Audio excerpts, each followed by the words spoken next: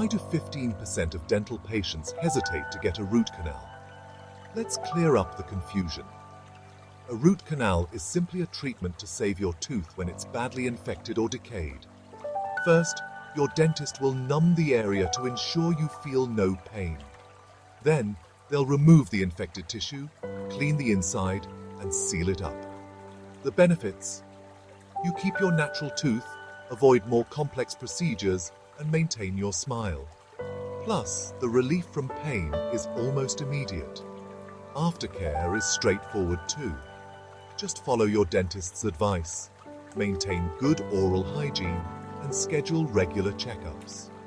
Remember, a root canal doesn't have to be scary. It's a common, effective way to save your tooth and ease your discomfort. So, breathe easy and trust your dentist. You've got this.